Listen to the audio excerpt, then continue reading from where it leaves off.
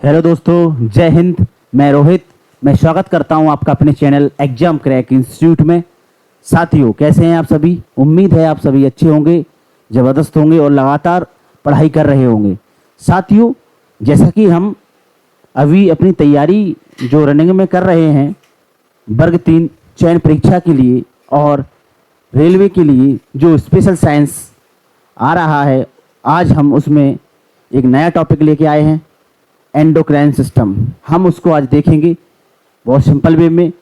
Most important theory छांट के लाया हूँ, जहाँ से आपके क्वेश्चन सभी बनेंगे। अगर आपने इसको अच्छे से रीड कर लिया, इससे आपको अच्छे से पढ़ लिया, तो ऐसा कोई क्वेश्चन नहीं होगा जो आप ना बना पाए। आप सभी क्वेश्चन को बनाओगे इसे पढ़ने के बाद। तो इसको बहुत ध्यानपूर्वक अच्छे से पढ़ें और समझकर इसे याद करें, और सारे MCQ आपकी मुट्ठी में होंगे अच्छे से। तो साथियों, मैं चलता हूं अपने आज के नए topic endocrine system. Endocrine system, endocrine system के बारे में हम पढ़ेंगे। साथियों, क्या होता है एंडोक्राइन सिस्टम? साथियों, एंडोक्राइन सिस्टम अंतःस्रावी तंत्र, ग्लैंड, इसमें हम अपने मस्तिष्क से निकलने वाले उन सभी हार्मोन को पढ़ते हैं। एंडोक्राइन सिस्टम से निकलने वाले हार्मोन्स को, ग्रंथियों को पढ़ेंगे जो हमारे शरीर को नियंत्रित करते हैं और हमारे शरीर में निकलते हैं। साथियों, चलते हैं हम हमारा new topic endocrine system. Endocrine system देखिए साथियों, अंतःस्रावी तंत्र। तो अंतःस्रावी तंत्र में पहला हेडिंग है हमारी ग्रंथियां, ग्लैंड्स। क्या होती हैं ग्लैंड्स? ग्रंथियां। तो साथियों देखिए अच्छे से, ग्लैंड्स क्या होती हैं। एक ग्रंथि हमारे शरीर में, जो ग्रंथि होती है वो हमारे शरीर में ऊतक यानी टिश्यू, अंग यानी ऑर्गन, कोशिका का वह समूह होता है या होती है जो एक शरीर में रासायनिक पदार्थ जैसे रस, हार्मोन तथा एंजाइम्स का स्रावण करते हैं या करती है। ग्रंथि, ग्रंथि क्या होती है दोस्तों? एक ग्रंथि हमारे शरीर में जो ऊतक यानी टिश्यू, ऑर्गन,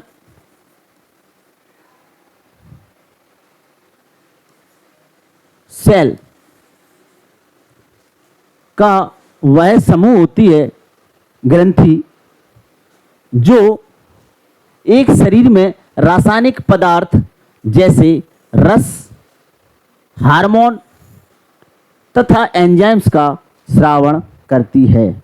उसे हम कहते हैं ग्रंथि या ग्रंथियां। ओके साथियों, तो ग्रंथियां क्या होती हैं? ग्रंथियां हमारे शरीर में टिश्यू, ऑर्गन, सेल का वह समूह होती हैं। ग्रंथियां टिश्यू, ऑर्गन, सेल का वह समूह होती हैं जो एक शरीर में रासायनिक पदार्थ जैसे रस, हार्मोन, एंजाइम्स का स्रावण करती हैं। उन्हें हम ग्रंथियां कहते हैं। ओके साथियों, ग्रंथियां किसे बोलते हैं? ग्रंथियों को इंग्लिश में हम ग्लैंड्स बोलते हैं। ठीक है साथियों, तो अच्छे से देखना है। ये टिश्यू, ऑर्गन, सेल का वह समूह होती हैं जो एक शरीर में रासायनिक पदार्थ जैसे रस, हार्मोन तथा एंजाइम्स का स्रावण करती हैं। ठीक है, उसे हम ग्रंथियां बोलते हैं। ओके साथियों, चले अगली रासायनिक पदार्थ। ये रासायनिक पदार्थ कौन कौन से थे वो देखिए आप। रासायनिक पदार्थ क्या क्या है? रासायनिक पदार्थ, रस होता है एक,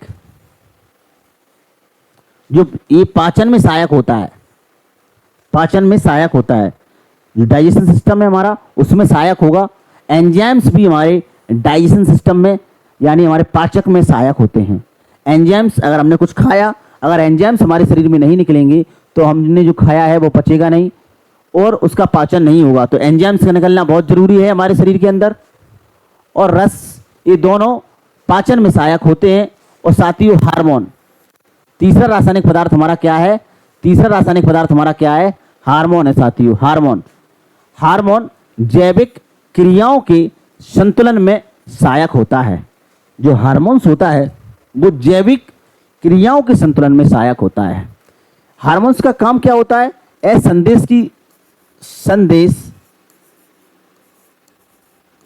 संदेश वाहक की तरह काम करता है,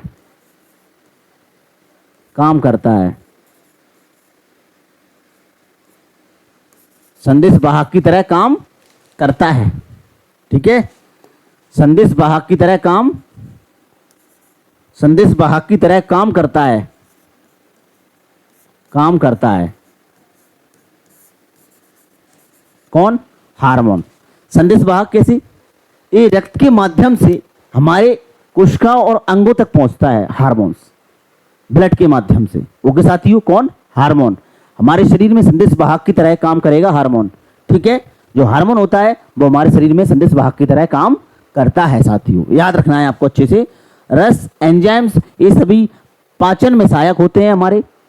ये रासायनिक पदार्थ 3 प्रकार के होते हैं हमारे, 3 होते हैं रासायनिक पदार्थ, रस, एंजाइम्स और हार्मोन। अब बात करते हैं हम ग्रंथियों की। ग्रंथियां कितने प्रकार की होती हैं? मनुष्यों में 3 प्रकार की ग्रंथियां पाई जाती हैं।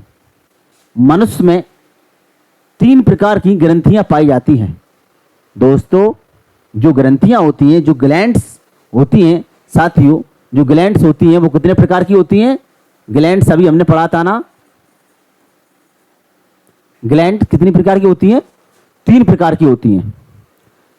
फर्स्ट, वायस्रावी ग्रंथियां यानी एक्सोक्राइन ग्लैंड, अंतःस्रावी ग्रंथियां यानी एंडोक्राइन ग्लैंड, और मिश्रित ग्रंथियां यानी मिक्स्ड ग्लैंड। ओके साथियों, तो ग्लैंड्स कितने प्रकार की होती हैं साथियों? 3 टाइप्स की होती हैं। कितनी टाइप्स की होती है? 3। याद रखना है, ग्लैंड्स 3 टाइप्स की होती हैं ग्रंथियां। वायस्रावी ग्रंथियां, इसे हम एक्सोक्राइन ग्लैंड बोलते हैं। अंतःस्रावी ग्रंथियां, जिसे हम एंडोक्राइन ग्लैंड बोलते हैं। और मिश्रित ग्रंथियां, इनको हम मिक्स ग्लैंड बोलते हैं साथियों। एक्सोक्राइन ग्लैंड, एंडोक्राइन ग्लैंड और मिक्स ग्लैंड। ठीक है साथियों, ये 3 प्रकार की होती हैं। जो मनुष्यों में 3 प्रकार की ग्लैंड पाई जाती हैं। ठीक है, अच्छे से देखते हुए चलना है, नोट करके चलना है सभी, और थ्योरी को अच्छे से कवर करना है, जिससे आपको जो एमसीक्यू मिलेंगे उसे सॉल्व करने में आपको बहुत महत्वपूर्ण है। ये अच्छे से आपको देखते हुए चलना है। हमारी पहली हेडिंग आती है वायस्रावी ग्रंथि यानी एक्सोक्राइन ग्लैंड। एक्सोक्राइन ग्लैंड ऐसी ग्रंथियां, एक्सोक्राइन ग्लैंड यानी ऐसी ग्रंथियां जो नलिका युक्त हो, यानी नलिका हो, उनमें नलिका युक्त हो। क्या बोल रहा है वो? नलिका युक्त हो। ये ऐसी ग्रंथियां दोस्तों जो नलिका युक्त हो, जो नलिका बनी हो, नलिका बनाए। ओके साथियों, नलिका बनाए। ऐसी ग्रंथियां जो नलिका युक्त होती हैं वायस्रावी ग्रंथियां कहलाती हैं। ऐसी ग्रंथियां जो नलिका युक्त होती हैं वायस्रावी ग्रंथियां कहलाती हैं, तथा इनसे एंजाइम्स स्रावित होते हैं। यानी क्या कह रहा है वो हमसे? एक्सोक्राइन ग्लैंड से एंजाइम्स का स्रावण होता है, यानी एंजाइम्स निकलते हैं एक्सोक्राइन ग्लैंड से। क्या निकलते हैं साथियों? एंजाइम्स। ऐसी ग्रंथियां जो नलिका युक्त हो, यानी जिनमें नलिका होती हो। एक्सोक्राइन का मतलब क्या है? जिनमें नलिका हो, नलिका। ठीक है, वायस्रावी ग्रंथियां कहलाती हैं। एक्सोक्राइन ग्लैंड वो कहलाएगी जिसमें नलिका हो, उन्हें हम वायस्रावी ग्लैंड कहते हैं, यानी एक्सोक्राइन ग्लैंड्स कहते हैं। तथा इनसे एंजाइम्स स्रावित होते हैं, यानी इनसे क्या निकलते हैं? एंजाइम्स निकलते हैं इनसे। ओके साथियों, जैसे कि आगे हम देखते हैं उदाहरण में इसका श्वेत ग्रंथि। श्वेत ग्रंथि यानी इसको हम पसीना ग्रंथि बोलते हैं। पसीना ग्रंथि, इसको हम पसीना ग्रंथि बोलते हैं साथियों। श्वेत ग्रंथि को हम पसीना ग्रंथि भी बोलते हैं। पसीना ग्रंथि यानी कैसे? ये हमारे शरीर का तापमान बनाए रखती है और पसीना निकालने में मदद करती है।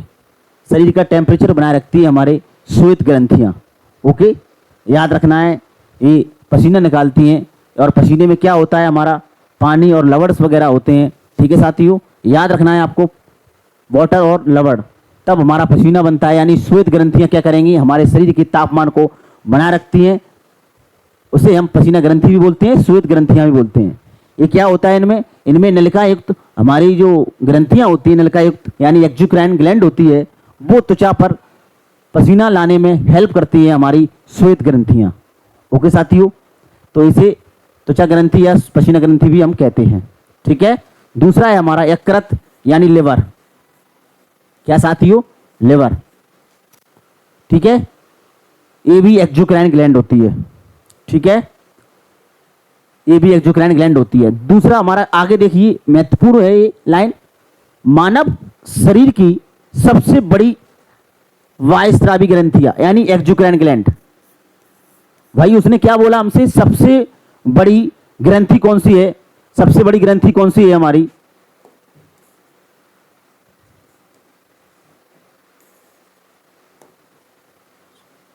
सबसे बड़ी ग्रंथि कौन सी है हमारी,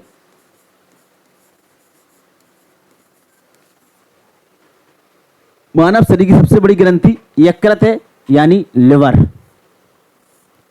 सबसे बड़ी एक्जुक्राइन ग्लैंड, सबसे बड़ी एक्जुक्राइन ग्लैंड। ओके साथियों, मानव शरीर की सबसे बड़ी एक्जुक्राइन ग्लैंड कौन सी होती है, लिवर होती है। ओके, जो 1.5 kg की होती है यानी 1.5 किलो की। ठीक है, ओके साथियों, जो 1.5 kg की होती है, जो कि सबसे बड़ी एक्जुक्राइन ग्लैंड होती है लिवर, यकृत। यकृत सबसे बड़ी एक्जुक्राइन ग्लैंड होती है साथियों, याद रखना है अच्छे से। वेरी वेरी इंपॉर्टेंट लाइन है ये, कई बार पूछी गई है, अच्छे से याद करना है, अच्छे से पढ़ना है। दूसरी बात करते हैं हम, मानव शरीर की सबसे छोटी वायस्रावी ग्रंथि यानी सबसे छोटी क्या, सबसे छोटी एक्जुक्राइन, सबसे छोटी एक्जुक्राइन, सबसे छोटी एक्जुक्राइन ग्लैंड, सबसे छोटी एक्जुक्राइन ग्लैंड कौन सी होती है, आंसू ग्रंथि, लैक्राइमल, लैक्राइमल आंसू ग्रंथि कौन सी होती साथियों, आंसू ग्रंथि, लैक्राइमल। याद रखना है, लैक्राइमल ग्लैंड, लैक्राइमल ग्लैंड। तो सबसे छोटी वायस्रावी ग्रंथि कौन सी होती है साथियों, आपको अच्छे से पढ़ना है, अच्छे से याद करना है। सबसे छोटी वायस्रावी ग्रंथि होती है लैक्राइमल, आंसू ग्रंथि। ठीक है, अच्छे से देखना है आपको, मानव शरीर की सबसे छोटी वायस्रावी ग्रंथि आंसू ग्लैंड होती है यानी एक्जुक्राइन सबसे छोटी लैक्राइमल ग्लैंड होती है। लैक्राइमल ग्लैंड कहाँ पाई जाती है, कहाँ पाई जाती है, ये हमारी आंखों के ऊपर,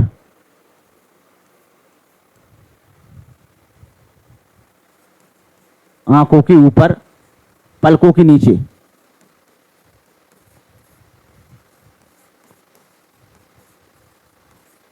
ये हमारी आंख है ना साथियों, ये आंख के ऊपर जी आंख है, इसके नीचे जो पलक है, पलक के कोने के साइड में पाई जाती है। जो हमारी पलकें होती हैं, ये हमारी आंख है, आंख के नीचे जो हमारी पलकें दिख रही हैं आपको, पलकों के जस्ट कोने में होती है हमारी अश्रु ग्रंथियां यानी लैक्राइमल ग्लैंड। कहाँ होती है, आंख के पलकों के जस्ट कोने के नीचे होती है lacrimal gland. Okay, lacrimal gland यानी आंसू ग्रंथियां, ये क्या बनाती हैं, आंसू बनाती हैं, आंसू बनाती हैं। ये लैक्राइमल ग्लैंड क्या होती है, ये आंसू बनाती हैं। यानी हमारे आंख में जो आंसू बनाने का काम कौन करता है, वो लैक्राइमल ग्लैंड करती है, लैक्राइमल ग्लैंड करती है। यानी आंसू ग्रंथियां, नाम ही उसका आंसू ग्रंथियां है, यानी आंसू बनाती है। और आंसू क्यों बनाती है, जिससे हमारी आंख नम रहती है, स्वस्थ रहती है और हमारी आंख में इन्फेक्शन नहीं होता है। ठीक है साथियों, तो इसमें हेल्प करती है हमारी लैक्राइमल ग्लैंड, आंखों के ऊपर पलकों के नीचे पाई जाती है, कोने की साइड, कोने में।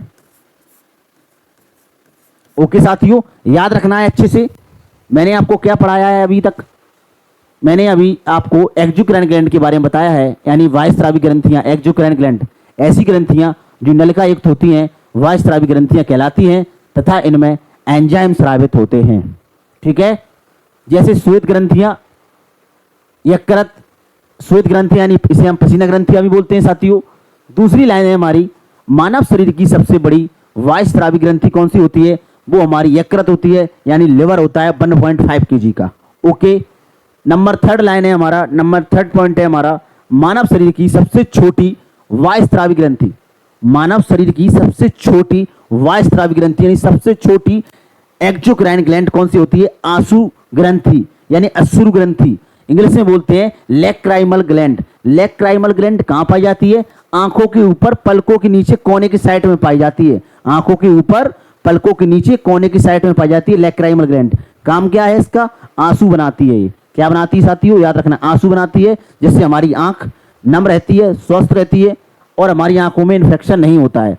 ओके साथियों, अच्छे से देख लीजिए हमारी एक्सोक्राइन ग्लैंड यानी वायस्रावी ग्रंथि को अच्छे से देख लीजिए आप। ठीक है,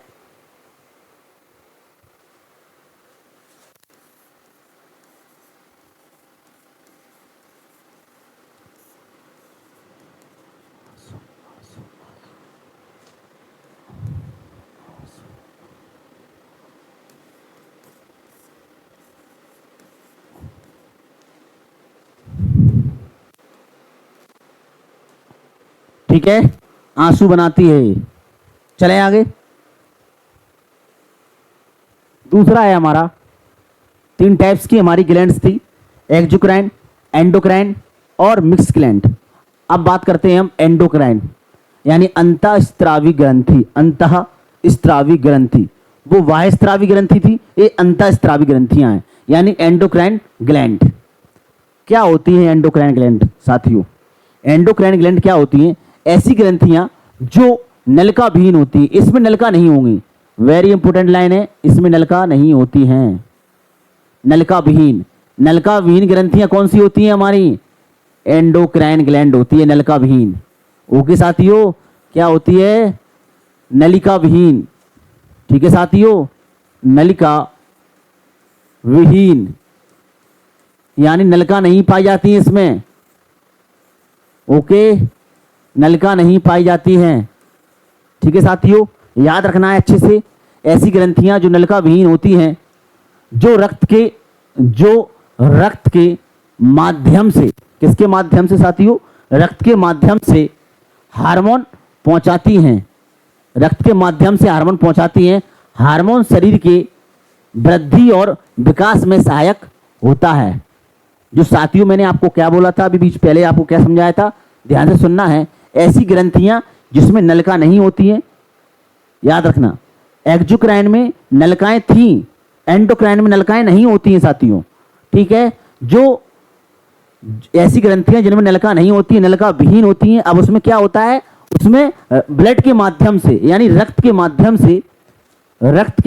से हार्मोन पहुंचाती हैं। ब्लड के माध्यम से हार्मोन पहुंचाएंगी ये, और हार्मोन क्या करेंगे? हार्मोन शरीर में वृद्धि कराएंगे हमारी, और विकास में सहायक होता है हार्मोन। ओके साथियों, समझ में आया ये हमारी लाइन आपको? जैसे कि थायराइड ग्लैंड, एंडोक्राइन ग्लैंड बढ़ रहे हैं, इसका एग्जांपल जैसे कि थायराइड ग्लैंड है, तो अंतःस्रावी ग्रंथि का एग्जांपल थायराइड ग्लैंड है, पीनियल ग्लैंड है, बहुत सी हैं ऐसी, पीयूष ग्रंथियां हैं और भी हैं। ठीक है साथियों, पीयूष ग्रंथि यानी, ठीक है, याद रखना है, ये नलिका विहीन होती है एंडोक्राइन ग्लैंड। समझ में आया आपको? ठीक है, आगे देखते हैं अपन, अच्छे से देख लेना, इसको अच्छे से देख लेना एक बार। ठीक है, कहीं कोई कंफ्यूजन नहीं होना चाहिए, देख लेना अच्छे से एक बार। ठीक है, ये रक्त के माध्यम से हार्मोन पहुंचाती हैं क्योंकि इसमें नलिकाएं नहीं होती हैं। Okay, clear?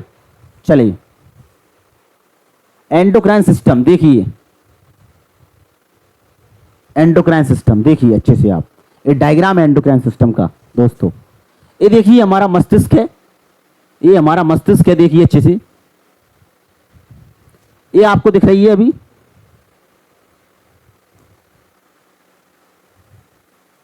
ये दिख रही है आपको, ये हमारी हाइपोथैलेमस। ठीक है, इसकी जस्ट नीचे होती है हमारी पिट्यूटरी ग्लैंड।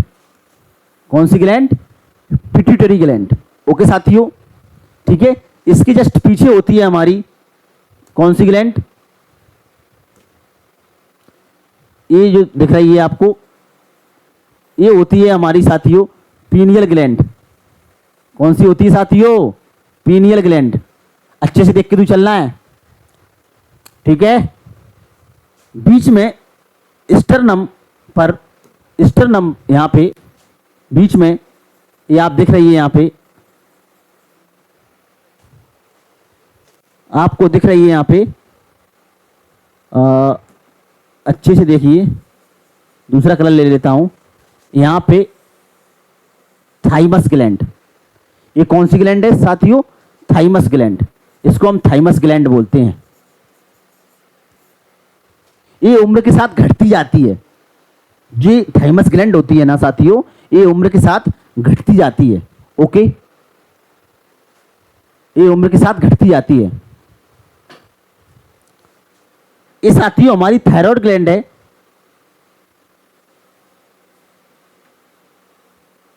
ठीक है, और इसकी इसी हिस्से पर ये हमारी थायराइड ग्लैंड है, एंड इसकी जस्ट पीछे हमारी पैराथायराइड ग्लैंड होती है। ये पैराथायराइड ग्लैंड होती है। ठीक है, आगे चलते हैं हम। ये देखिए हमारी, ये हमारा पैंक्रियाज है। ये हमारा क्या है? पैंक्रियाज। ये देखिए अच्छे से, ये हमारा पैंक्रियाज है। ये हमारा पैंक्रियाज है, अग्नाशय। ओके साथियों, क्या बोलते हैं इसको? अग्नाशय। ठीक है, इसको थायराइड।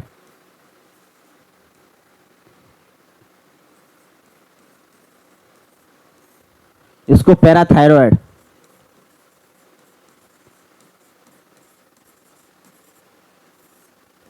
इसको पैराथायराइड ग्रंथि बोलते हैं साथियों, इसको थायराइड ग्रंथि बोलते हैं।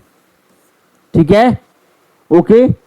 ये हमारी किडनी है, ये हमारी किडनी है साथियों, देखिए अच्छे से। इसके ऊपर ये आपको दिख रही है, ये एड्रिनल ग्लैंड होगी, एड्रिनल ग्लैंड। ये एड्रिनल ग्लैंड है साथियों, एड्रिनल ग्लैंड। ये हमारी किडनी है, और इसके नीचे हमारा फीमेल है तो उसमें यूटेरस होगा, उसमें ये ओवरी होगी। यहाँ पे ये ओवरी है फीमेल्स के लिए। और अगर ये मेल है, अगर ये मेल है साथियों, अगर मेल में है तो मेल में ये हमारा क्या है? ये हमारा टेस्टिकुलर, यानी टेस्टिकुलर है ये। ठीक है, याद रखना है। अगर मेल का है तो मेल में टेस्टिस है, अगर फीमेल का है तो ओवरी वगैरह है, और यहाँ पे फीमेल के लिए यूट्रस आएगा। ठीक है साथियों, ध्यान रखना है सभी को अच्छे से। ये देख लीजिए एक बार, अच्छे से देखिए।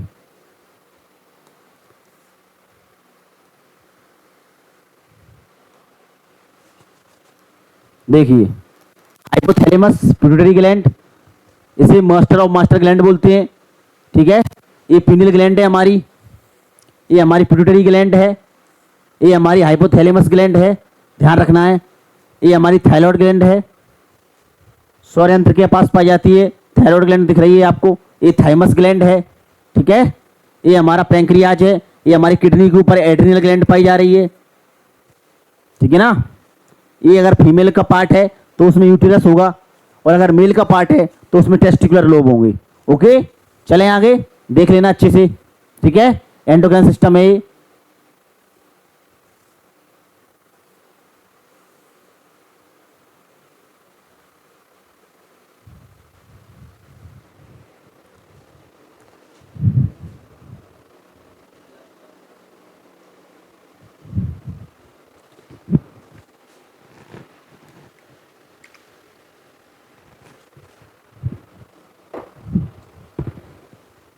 देखिए,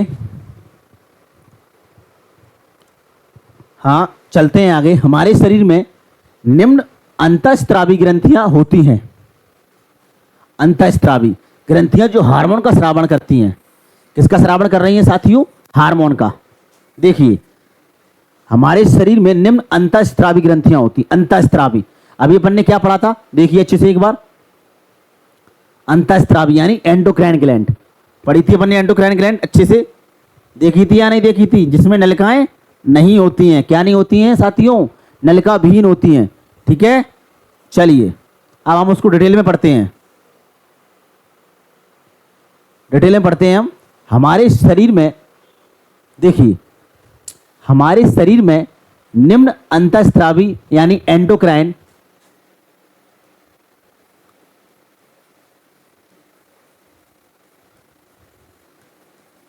एंडोक्राइन ग्लैंड होती हैं जो हार्मोन का स्राव करती हैं। ठीक है,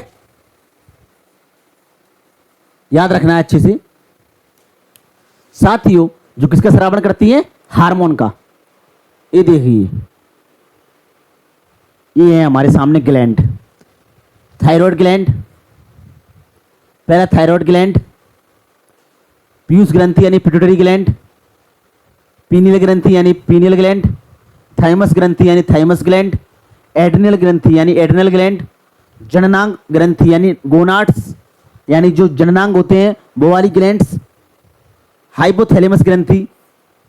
ओके साथियों, मास्टर ऑफ मास्टर ग्लैंड, ये क्या बोल रहा है, हाइपोथैलेमस को मास्टर ऑफ मास्टर ग्लैंड, इसे बोलते हैं मास्टर ग्लैंड। क्या बोलते हैं साथियों, मास्टर ग्लैंड। ठीक है, किसको, पीयूष ग्रंथि को। पीयूष ग्रंथि को क्या बोलते हैं हम, मास्टर ग्लैंड बोलते हैं, और मास्टर ऑफ मास्टर ग्लैंड बोलते हैं हम हाइपोथैलेमस को। ठीक है, तो कितनी ग्लैंड है हमारे पास, देखिए आप, थायराइड ग्लैंड, पहला थायराइड ग्लैंड, पीयूष ग्रंथि यानी पिट्यूटरी ग्लैंड, पीनियल ग्रंथि यानी पीनियल ग्लैंड, थाइमस ग्रंथि यानी थाइमस ग्लैंड, एड्रिनल ग्रंथि, जननांग ग्रंथि और हाइपोथैलेमस ग्रंथि। ये सभी साथियों, ये हमारे शरीर में अंतःस्रावी ग्रंथियां होती हैं जो हार्मोन का स्रावण करती हैं। जितनी भी ये अंतःस्रावी ग्रंथियां हैं, जितनी भी एंडोक्राइन ग्लैंड हैं, ये हार्मोन का स्रावण करेंगी, हार्मोन को निकालेंगी। ओके, समझ में आ रही है बात को, आपको अच्छे से आपको देखना है। चलिए आगे चलते हैं अपन। अब बात करते हैं हम थायराइड ग्लैंड की। किसकी बात करते हैं साथियों, थायराइड ग्लैंड, थायराइड ग्रंथि। इसे अब टू ग्रंथि भी कहते हैं, कई बार ये पूछा जाता है, अब टू ग्रंथि, अब टू, इसे अब टू ग्रंथि भी कहते हैं। यह ग्रंथि गर्दन वाले भाग में, यानी हमारे जो गर्दन है हमारी साथियों, गर्दन वाले भाग में, कहां पे साथियों, गर्दन वाले भाग में लैरिंक्स के निकट पाई जाती है, लैरिंक्स के निकट पाई जाती है। ये देखिए, अभी आपके सब बता रहा हूं मैं, लैरिंक्स के निकट पाई जाती है। यह सबसे बड़ी अंतःस्रावी ग्रंथि है। अगर कोई पूछे सबसे बड़ी अंतःस्रावी ग्रंथि कौन है, आंसर थायराइड ग्रंथि। वेरी वेरी इंपोर्टेंट लाइन है, सबसे बड़ी एंडोक्राइन ग्लैंड कौन सी है हमारी, थायराइड ग्रंथि, थायराइड। ठीक है साथियों, थायराइड ग्रंथि। ठीक है, ये देखिए, ये देखिए पहले अच्छे से डायग्राम को देखिए पहले, वो सारी बातें अपन बाद में करेंगे, थ्योरी की पहले डायग्राम को देखिए सभी।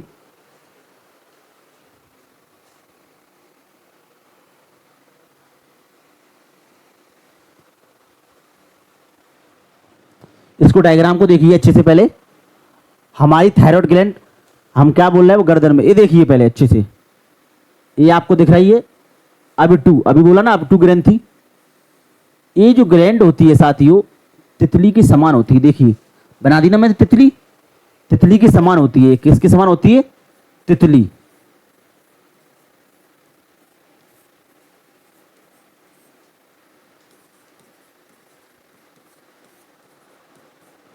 दिखती है। ओके साथियों, देखिए अच्छे से आप, ये हमारा उसका लेफ्ट लोब है, ये इसका राइट लोब है, ये है थायराइड ग्लैंड। ओके साथियों, क्या है हमारी थायराइड ग्लैंड। ये हमारा वॉइस यानी वॉइस बॉक्स है, लैरिंग्स है। ओके, समझ में आया। ये तितली की समान दिख रही है आपको स्ट्रक्चर, ये देखिए तितली की समान दिखती है थायराइड ग्लैंड। ये हमारी राइट लोब है इसका, ये इसका लेफ्ट लोब है, और ये थाइमस है। ये क्या है हमारा, सॉरी, इस्थमस। ये हमारा क्या है साथियों, इस्थमस है, नॉट थाइमस, इस्थमस। ठीक है साथियों, ये देख लेना अच्छे से। अब बात करते हैं हम आगे, इधर देखिए, अब इसको देखते हैं। इसे अबटू ग्रंथि भी कहते हैं, यही पूछा जाता है कई बार तो यही आता है, अबटू ग्रंथि किसे कहते हैं, थायराइड ग्रंथि को। यह ग्रंथि गर्दन वाले भाग में, यानी गर्दन वाले हिस्से में लैरिंग्स के निकट पाई जाती है। लैरिंग्स, लैरिंग्स के लिए लिखा है वॉइस बॉक्स, जहां से हमारी आवाज निकलती है, लैरिंग्स, वॉइस बॉक्स बोलते हैं इसे। लैरिंग्स के निकट पाई जाती है। यह सबसे बड़ी अंतःस्त्रावी ग्रंथि होती है, सबसे बड़ी अंतःस्त्रावी ग्रंथि होती है। कौन, थायराइड ग्रंथि। ओके साथियों, ये तितली के समान दिखती है, देखिए मैंने आपको बताया है, तितली के समान देखिए, लेफ्ट लोब है, ये राइट लोब है इसका। ओके, ये इस्थमस है, ठीक है, तितली के समान दिख रही है आपको स्ट्रक्चर, यानी दिख रही है। देखिए ये दो हार्मोन निकलते हैं इससे, थायराइड ग्रंथि से। थायराइड ग्रंथि से दो हार्मोन निकलते हैं, एक थायरोक्सिन हार्मोन, दूसरा कैल्सीटोनिन हार्मोन। ठीक है, एक कौन सा हमारा, थायरोक्सिन हार्मोन, एक कौन सा है हमारा, थायरोक्सिन हार्मोन, एक कौन सा है हमारा, कैल्सीटोनिन हार्मोन।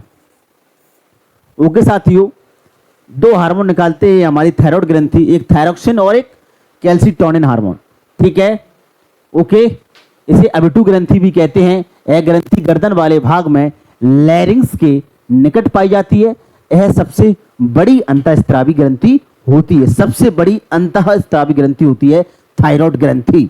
ओके, सही समझते हुए चलना है, कहीं कंफ्यूज नहीं होना है, थ्योरी अच्छे से पढ़ेंगे तभी हम एमसीक्यू हल कर पाएंगे, अन्यथा आप नहीं कर पाओगे, याद रखना है इस बात को। ठीक है, इससे दो हार्मोन निकलते हैं, थायरोक्सिन और कैल्सीटोनिन, थायरोक्सिन और कैल्सीटोनिन। ठीक है साथियों, थायरोक्सिन और कैल्सीटोनिन हार्मोन निकलते हैं। चलिए, थायरोक्सिन, बात करते हैं थायरोक्सिन। किसकी बात करते हैं साथियों, थायरोक्सिन की। पहला पॉइंट देखिए थायरोक्सिन का, वेरी वेरी इंपॉर्टेंट। इसका मुख्य घटक आयोडीन होता है। क्या होता है इसका मुख्य घटक, आयोडीन होता है। ओके, इसका मुख्य घटक क्या होता है, आयोडीन होता है। थायरोक्सिन का मुख्य घटक आयोडीन होता है। दूसरा, यह ताप को बढ़ाता है, यानी टेम्परेचर को बढ़ाता है। इसे थर्मोजेनिक हार्मोन भी बोलते हैं, थर्मोजेनिक हार्मोन भी बोलते हैं। ठीक है, थायरोक्सिन को थर्मोजेनिक हार्मोन भी बोलते हैं। नंबर तीसरा, यह ऊर्जा को बढ़ाता है, इसलिए इसे कैलोरीजेनिक हार्मोन भी वो कहते हैं। ओके, यह ऊर्जा को बढ़ाता है, इसलिए इसे कैलोरीजेनिक हार्मोन्स भी कहते हैं। ओके साथियों, ठीक है, यह ताप को बढ़ाता है, थर्मोजेनिक हार्मोन, और ऊर्जा को बढ़ाता है, तो अपन इसको क्या बोलेंगे, कैलोरीजेनिक हार्मोन भी कहते हैं। यह कौन, थायरोक्सिन। यह किसकी बात कर रहा हूं मैं, थायरोक्सिन की बात कर रहा हूं। थायरोक्सिन, यह बीएमआर का फुल फॉर्म क्या होता है, बायोलॉजिकल मेटाबॉलिक रेट को नियंत्रित करता है। बायोलॉजिकल मेटाबॉलिक रेट क्या होता है साथियों, बायोलॉजिकल मेटाबॉलिक रेट वो होता है जब हम सोते हैं उस समय सांस लेना, हमारी ब्लड प्रेशर चलना, ये सब चीजें उसको नियंत्रित करके रखता है हमारा बीएमआर। जैसे मैं सो रहा हूं, मेरी सांस चल रही है, हार्ट रेट चल रही है, मेरी नींद को, सब कुछ को नियंत्रित करके रखता है, उपापचय क्रियाओं को नियंत्रित करके रखता है हमारा बीएमआर। ठीक है, बीएमआर को नियंत्रित करता है हमारा कौन, थायरोक्सिन। थायरोक्सिन हार्मोन जो होता है वो बीएमआर को नियंत्रित करता है, ऊर्जा को बढ़ावा देता है, ताप को बढ़ावा देता है। इसका मुख्य घटक आयोडीन होता है। ओके, आई बात समझ में। थायरोक्सिन कौन निकालता है, थायरोक्सिन हार्मोन, थायराइड ग्रंथि निकालती है थायरोक्सिन हार्मोन। ठीक है, आई बात समझ में। थायरोक्सिन की कमी से, यानी अगर इसकी कमी हो जाए हमारे शरीर के अंदर, मैंने कहा मेरे शरीर के अंदर थायरोक्सिन की कमी आ जाए, मेरे शरीर के अंदर थायरोक्सिन हार्मोन की कमी आ जाती है, तो क्या हो जाएगा, कमी होने वाले रोग देखिए आप, नाम सुना होगा आपने, घेंगा रोग, जरूर सुना होगा आपने साथियों, घेंगा रोग, जिसे हम एंडेमिक घेंगा भी कहते हैं। थायरोक्सिन की कमी से होता है सामान्य घेंगा रोग।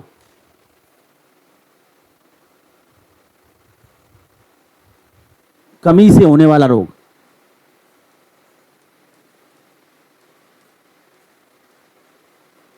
कमी से होने वाला रोग, थायरॉक्सिन की कमी से होने वाला रोग क्यों होता है? कारण आयोडीन की कमी होने पर, किसकी कमी हो रही है इसमें? आयोडीन की कमी होने पर थायरॉक्सिन हार्मोन की कमी हो जाती है। जैसे ही आयोडीन हमारे शरीर में कम हुआ साथियों, जैसे ही आयोडीन हमारे शरीर में कम हुआ तो थायरॉक्सिन हार्मोन की कमी हो जाएगी, यानी थायरॉक्सिन हार्मोन क्या हो जाएगा? कम हो जाएगा। थायरॉक्सिन हार्मोन क्या हो जाएगा? कम हो जाएगा। और जिसकी कमी के कारण क्या होगा? जिससे थायराइड ग्रंथि का आकार बढ़ जाता है।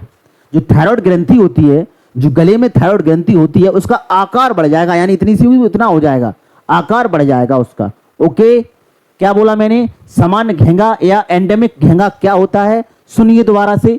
आयोडीन की कमी हो जाती है, जैसे ही शरीर के अंदर आयोडीन की कमी हुई उसके बाद थायरॉक्सिन हार्मोन की भी कमी हो जाती है, उसका भी लेवल घट जाता है हमारे शरीर के अंदर। जैसे ही थायरॉक्सिन हार्मोन का लेवल घटा, जिससे थायराइड ग्रंथि का आकार क्या हो जाता है? इंक्रीज हो जाता है। थायराइड ग्रंथि का हार्मोन क्या हो जाता है साथियों? इंक्रीज हो जाता है, यानी आकार बढ़ जाता है। थायराइड ग्रंथि का आकार बढ़ जाता है। तो सामान्य घेंगा रोग में थायराइड ग्रंथि का आकार बढ़ जाता है। क्यों बढ़ जाता है? क्योंकि आयोडीन की कमी आ जाती है शरीर में। आयोडीन की कमी आती है, यानी आयोडीन की कमी आने के कारण क्या होता है? थायरॉक्सिन हार्मोन की कमी आ जाती है। ओके साथियों, चलिए देखिए, ये देखिए,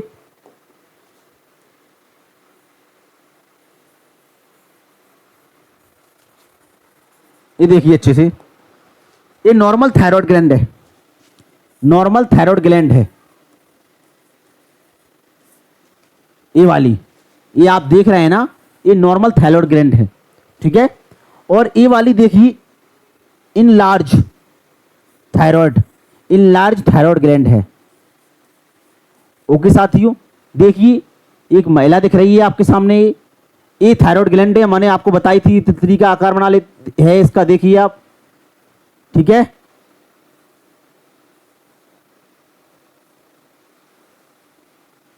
ओके, आई बात समझ में? ये नॉर्मल ग्लैंड है और ये इनलार्ज थायराइड ग्लैंड का क्या हो गया यहाँ पे? इंक्रीज हो गई, देखिए अच्छे से आप, और इसको भी देख लीजिए आप एक बार अच्छे से।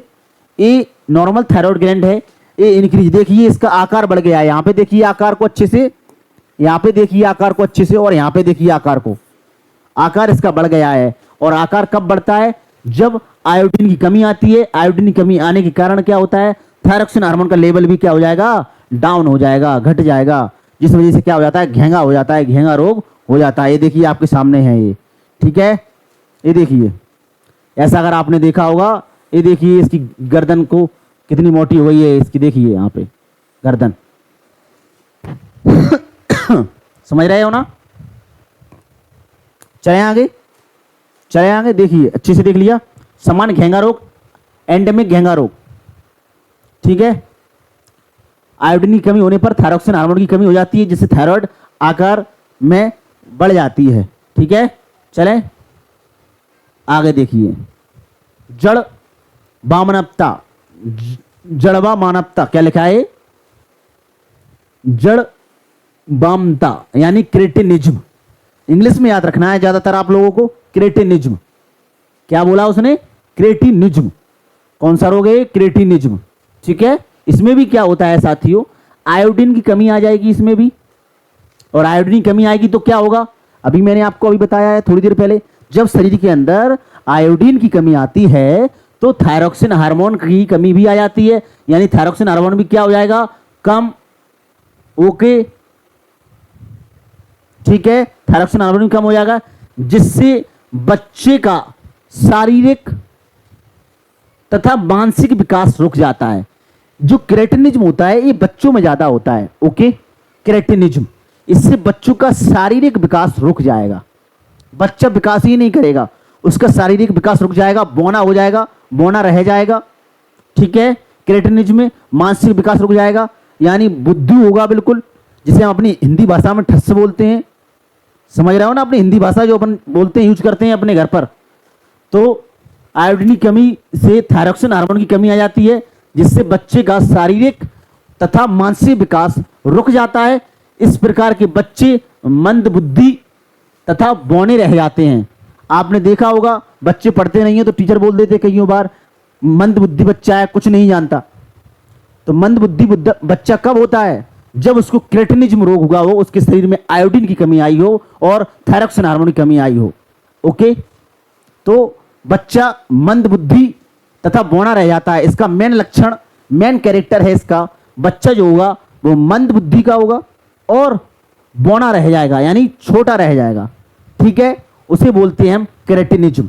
इंपॉर्टेंट है, पूछेगा क्रेटिनिज्म रोग में क्या होता है, याद रखना है आप लोगों को। क्रेटिनिज्म में आयोडीन की कमी आ जाती है, जिसके कारण थायरॉक्सिन हार्मोन कम हो जाता है, उसका लेवल भी घट जाता है, जिससे बच्चे का शारीरिक विकास और मानसिक विकास दोनों रुक जाते हैं।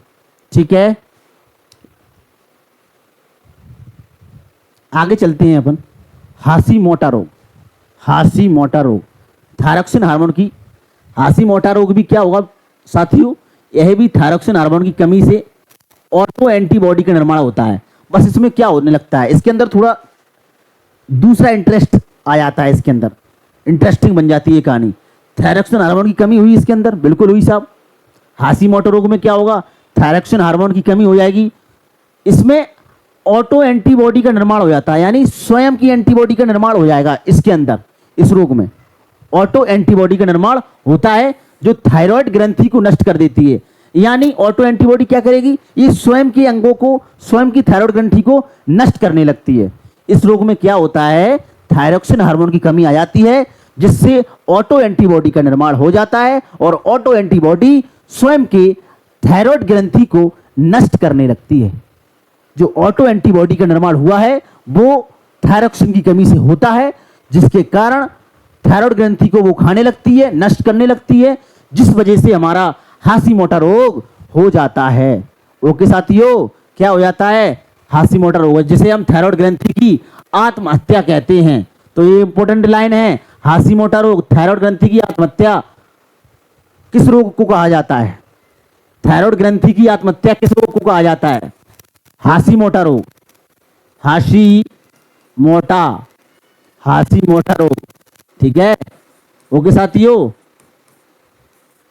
इसे थायराइड ग्रंथि की आत्महत्या कहा जाता है, समझे? यानी थायराइड ग्रंथि को खा रही है वो, तो वो थायराइड ग्रंथि की आत्महत्या हुई या नहीं हुई, इसलिए उसको थायराइड ग्रंथि की आत्महत्या कहा जाता है। किसको साथियों? थायराइड ग्रंथि की आत्महत्या कहा जाता है। ठीक है, हाशीमोटो रोग समझ में आया।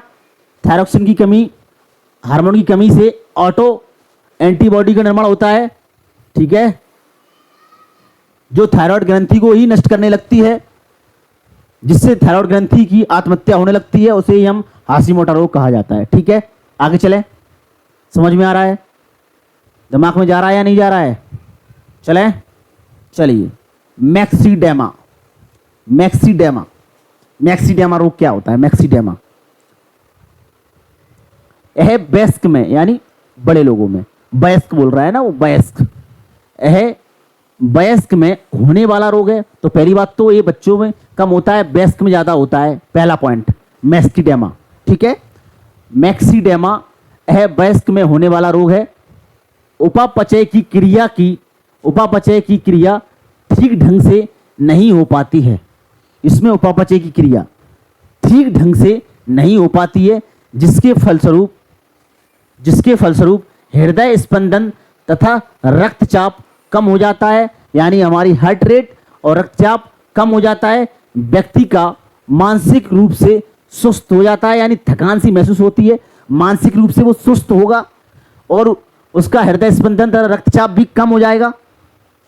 ऊतक में यानी टिश्यू में द्रव का जमा हो जाता है इसमें, जिसके कारण चेहरा फूला हुआ दिखाई देता है।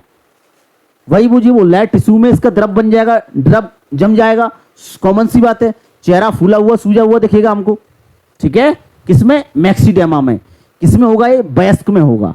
ठीक है, उपापचय की क्रिया मतलब हमारे शरीर में जो क्रियाएं होती हैं वो ठीक ढंग से नहीं चलेंगी। उपापचय मतलब हृदय स्पंदन, रक्तचाप, सांस लेना, मैंने अभी आपको बताया था, ये होती है उपापचय यानी मेटाबॉलिज्म की क्रियाएं। ठीक है, वो ठीक ढंग से काम नहीं करती हैं इस रोग में। ओके, यह वयस्क में होने वाला रोग है एक।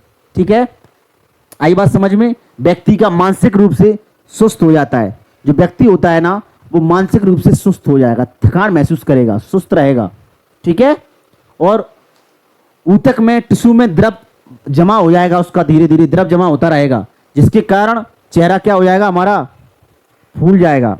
क्या हो जाएगा साथियों, चेहरा हमारा फूल जाएगा या फूल जाता है। किसमें, मैक्सीडेमा में। किसमें होता है, वयस्क में ज़्यादा होता है, वयस्क में।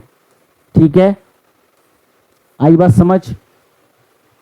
चलें देखिए अच्छे से, मैक्सीडेमा अवापचयी क्रिया ठीक ढंग से नहीं हो पाती है, जिसके फलस्वरूप हृदय स्पंदन तथा रक्तचाप कम हो जाता है, व्यक्ति मानसिक रूप से स्वस्थ होता है, ऊतक में द्रव का जमा हो जाता है, जिसके कारण चेहरा फूला हुआ हो जाता है। थायरॉक्सिन की अधिकता से, यानी अब थायरॉक्सिन की अधिकता से, अभी अपन ने कमी से देखे थे, कमी से होने वाले रोग देखे थे अपन ने अभी, अब अपन अधिकता से होने वाले रोग देखेंगे। क्या होता है, इम्पोर्टेंट रोग है, आया है पेपर में, एक दो बार एग्जामों में पूछा जाता है बहुत बार। थायरॉक्सिन की अधिकता से होने वाले रोग, यानी थायरॉक्सिन का लेवल बढ़ जाए। क्या हो जाए, थायरॉक्सिन का लेवल बढ़ जाए। क्या हो जाए साथियों, थायरॉक्सिन का लेवल बढ़ जाए। ठीक है, शरीर के अंदर एक्सोपैथेल्मिक ग्वाइटर रोग, यानी ग्वाइटर रोग डायरेक्ट पूछता है, वो ग्वाइटर रोग किससे होता है, ग्वाइटर रोग यही पूछेगा डायरेक्ट आपसे। ग्वाइटर रोग, पहला क्वेश्चन, ग्वाइटर रोग थायरॉक्सिन की अधिकता से होता है, पहला क्वेश्चन यही पूछेगा वो। पहला क्वेश्चन क्या पूछेगा वो, ग्वाइटर रोग किससे होता है, थायरॉक्सिन की अधिकता से होता है। ठीक है, चलो ग्वाइटर रोग में क्या होता है, इसमें long acting thyroid stimulate antibody उत्पन्न होती है। इसमें यह एंटीबॉडी थायराइड ग्रंथि को थायरॉक्सिन हार्मोन स्रावित करने को उत्तेजित करती है। यानी क्या होगा इसके अंदर, इसके अंदर एक ऐसी एंटीबॉडी उत्पन्न होने लगती है, जिससे शरीर में थायराइड ग्रंथि को थायरॉक्सिन हार्मोन स्रावित करने को उत्तेजित करता है बार बार, और उत्तेजित करता है बार बार, उत्तेजित करेगा ये कि थायरॉक्सिन हार्मोन निकालो, थायरॉक्सिन हार्मोन निकालो, और इतना थायरॉक्सिन हार्मोन निकाल देता है, इतना थायरॉक्सिन हार्मोन निकाल देता है कि एंड में थायरॉक्सिन इतना निकल जाएगा कि थायराइड ग्रंथि में सूजन आ जाती है। मतलब किसी चीज को आप अधिकता करोगे तो दिक्कत तो आएगी, कॉमन सी बात है, कोई भी काम हो XYZ, अगर आप कोई चीज को ज्यादा लेवल पर करोगे तो दिक्कत आना आता है, लिमिट में कीजिए। तो वो बोल रहा है थायरॉक्सिन हार्मोन को निकालने को ये बार बार मजबूर करता है, स्टिमुलेट कर देती है। समझ रहे हो ना साथियों, क्या होता है इसमें, ग्वाइटर रोग में एंटीबॉडी उत्पन्न होती है, और है एंटीबॉडी थायराइड ग्रंथि को थायरॉक्सिन हार्मोन स्रावित करने के लिए बार बार स्टिमुलेट करती है। इस वजह से थायराइड ग्रंथि में क्या आ जाती है, सूजन आ जाती है। थायराइड ग्रंथि में सूजन आना ही ग्वाइटर रोग है। थायराइड ग्रंथि में सूजन आना ही ग्वाइटर रोग है। ओके, जो कैसे कब होता है ग्वाइटर रोग, थायरॉक्सिन की अधिकता से होता है। जब शरीर के अंदर थायरॉक्सिन हार्मोन अधिक लेवल में निकलने लगता है, तब ग्वाइटर रोग होता है। ओके, समझ में आएगा ग्वाइटर रोग कब होता है, थायरॉक्सिन की अधिकता से होने वाले ये रोग थे। चलिए, समझ में आया, इसमें थायराइड ग्रंथि में सूजन आ जाती है। दूसरा हार्मोन कैल्सीटोनिन, ये भी थायराइड ग्रंथि निकालती है, अभी आपने बताया था ना, दो निकाल रही थी, एक थायरॉक्सिन और एक कैल्सीटोनिन हार्मोन। समझ रहे हो ना, कैल्सीटोनिन हार्मोन, यह रक्त में कैल्सीटोनिन हार्मोन क्या है, इसका काम क्या है साथियों, सुनो ध्यान से। यह रक्त से कैल्शियम को हड्डियों में ले जाने का कार्य करता है। क्या बोला मैंने आपको, कैल्सीटोनिन हार्मोन क्या काम करता है साथियों, जो कैल्सीटोनिन हार्मोन होता है वो उसका काम क्या है, यह रक्त से कैल्शियम को हड्डियों में ले जाने का कार्य करता है। रक्त से कैल्शियम ले जाएगा हड्डियों तक। ओके, हड्डियों में ले जाने का कार्य करता है कौन, कैल्सीटोनिन हार्मोन। ओके, दूसरा पॉइंट, इसे हाइपोकैल्सीमिक हार्मोन्स भी कहते हैं। इसे हाइपोकैल्सीमिक हार्मोन भी कहते हैं।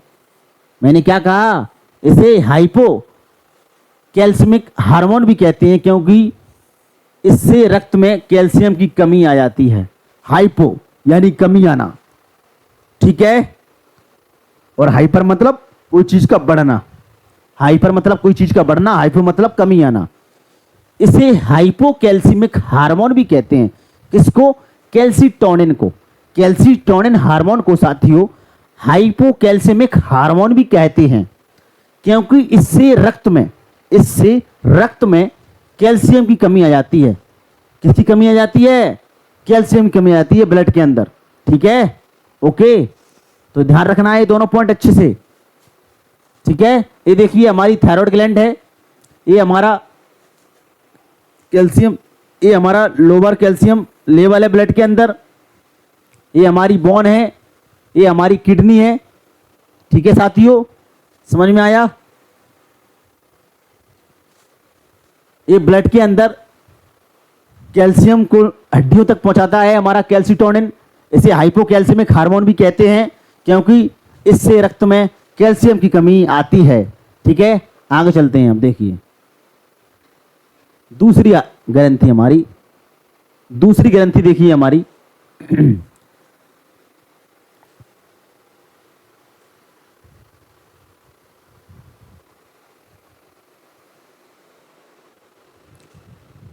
पैराथायरॉयड ग्रंथि। पैराथायरॉयड ग्रंथि क्या होती है साथियों? इससे पैराथायरॉयड या कोलिप्स हार्मोन का स्रावण होता है। पैराथायरॉयड ग्रंथि से पैराथायरॉयड या कोलिप्स हार्मोन का स्रावण होता है। कोलिप्स हार्मोन का स्रावण होता है। ये हार्मोन कैल्शियम की अधिकता होने पर उसे हड्डियों से रुधिर में स्थानांतरित करता है। बात को समझना ध्यान से अच्छे से, बहुत बड़ी बात है, याद रखना है। पैराथायरॉयड या कोलिप्स हार्मोन का स्रावण होता है। तो साथियों वो क्या कह रहा है हमें? पैराथायरॉयड ग्रंथि क्या होती है? पैराथायरॉयड ग्रंथि, इससे पैराथायरॉयड या कोलिप्स हार्मोन का स्रावण होता है।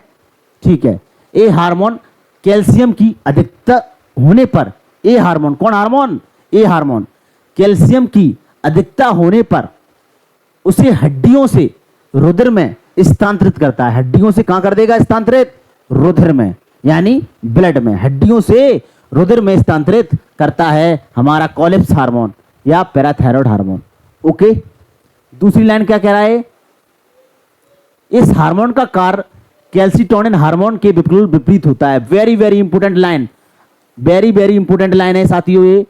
इस हार्मोन का कार्य कैल्सीटोनिन हार्मोन के बिल्कुल विपरीत होता है, इसलिए इसे प्रतिक्रिया हार्मोन भी कहा जाता है। ठीक है, किसको? पैराथायरॉयड हार्मोन को या कोलिप्स हार्मोन को क्या कहते हैं? ये कैल्सीटोनिन हार्मोन के बिल्कुल विपरीत होता है। किसके? कैल्सीटोनिन हार्मोन के बिल्कुल विपरीत होता है। ठीक है, उसमें कमी, इसमें अधिकता है, ध्यान होना। देखिए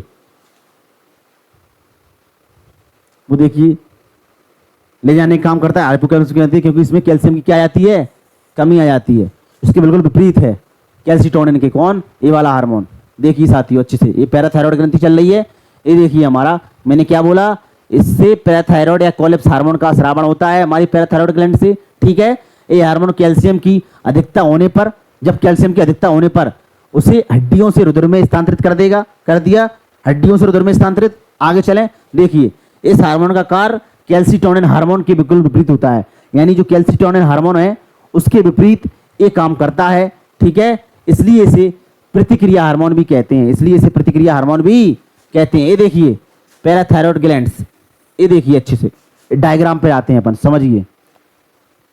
ये हमारा जो है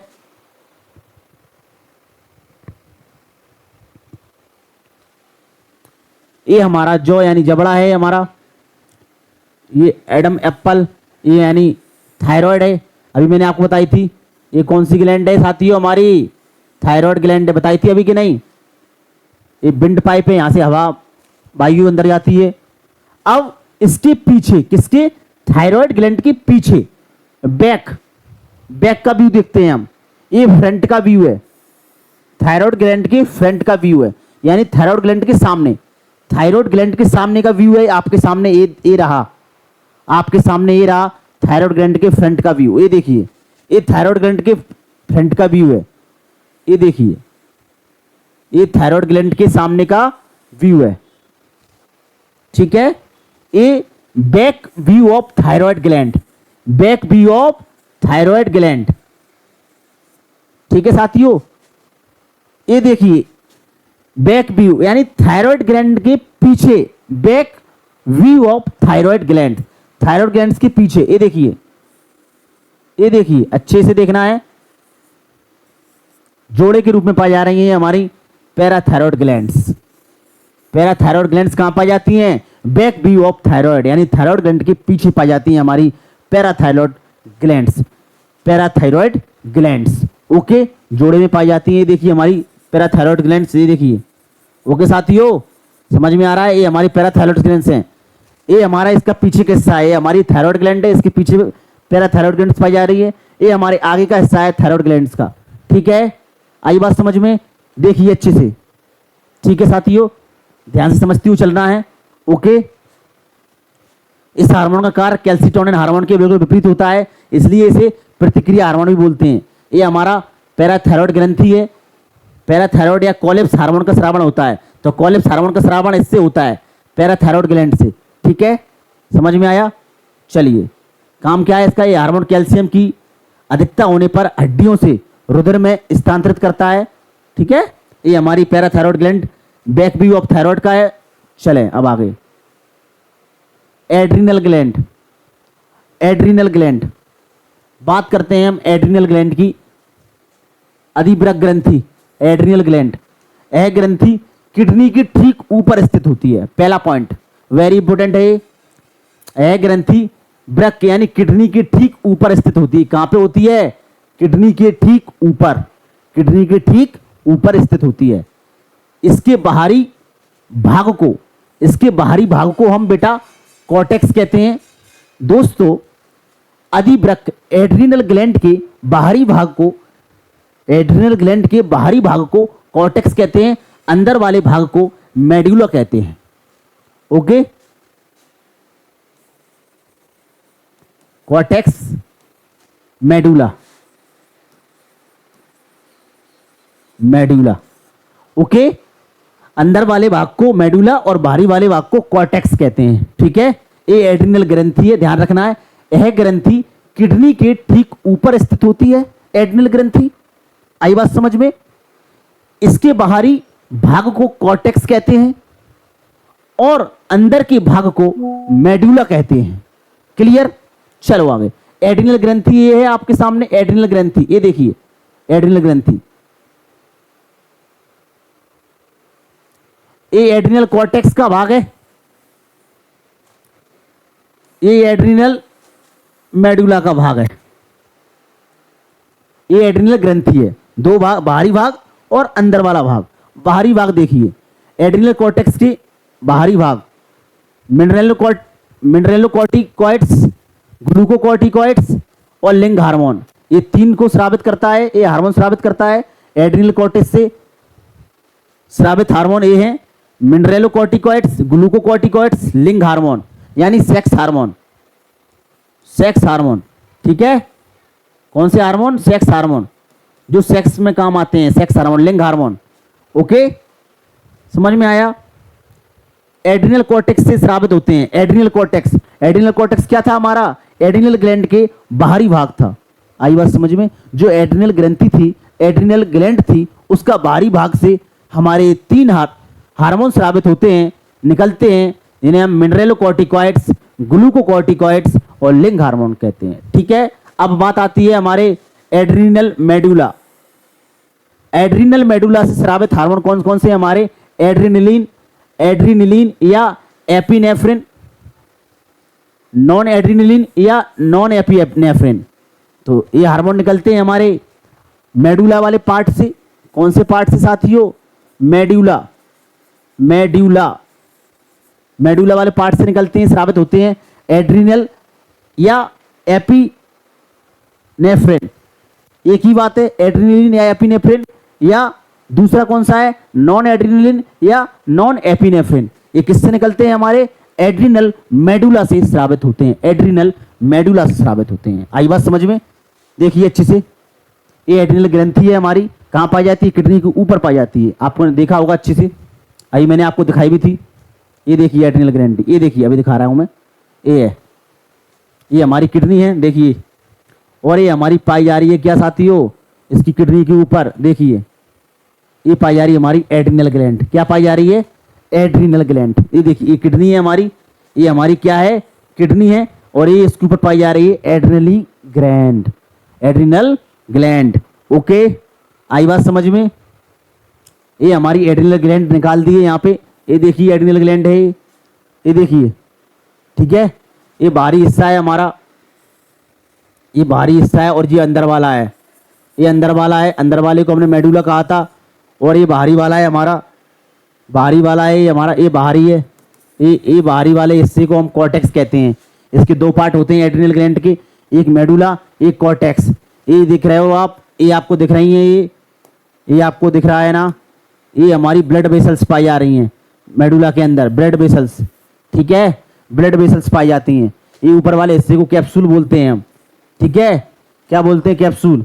ये हमारा क्या है साथियों, ये हमारा क्या है, एड्रिनल ग्लैंड है। क्या है साथियों, एड्रिनल ग्लैंड है, ठीक है, देखिए अच्छे से, ठीक है साथियों, आई बात समझ में। कहाँ पाई जा रही है, किडनी के ऊपर, देखिए ये किडनी है, ये साथियों किडनी है, किडनी की जस्ट ऊपर देखिए आप, ये पाई जा रही है हमारी एड्रिनल ग्लैंड, ठीक है। एड्रिनल ग्लैंड एक होता है हमारा बाहरी भाग, एक होता है अंदर वाला, ठीक है। बाहरी भाग को क्या बोलते हैं हम, कॉर्टेक्स, और अंदर वाले को क्या बोलते हैं, मेडुला, ठीक है। ओके, आई बात समझ में। क्या बोलते हैं साथियों, मेडुला। ओके, क्या बोलते हैं साथियों, मेडुला, याद रखना है आपको, ठीक है। ओके, चलें आपको आगे।